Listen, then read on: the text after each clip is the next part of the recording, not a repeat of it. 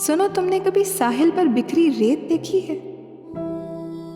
समंदर साथ बहता है मगर उसके मुकद्दर में हमेशा प्यास रहती है।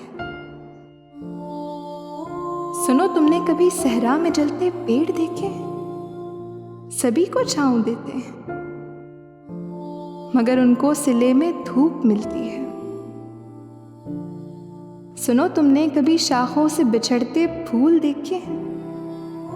वो खुशबू बांट देते हैं बिखर जाने तलक, लेकिन हवा का साथ देते हैं। सुनो, तुमने कभी मेले में बजते ढोल देखे हैं? अजब अलमिया है उनका, बहुत ही शोर करते हैं मगर अंदर से खाली है। यही मेरा फसाना है, बस इतनी सी पहेली है। यही मेरी कहानी है।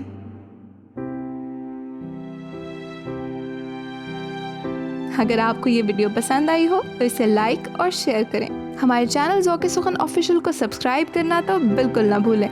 बेल आइकन को प्रेस करें ताकि हमारी हर आने वाली नई वीडियो की नोटिफिकेशन आपको मिलती रहे।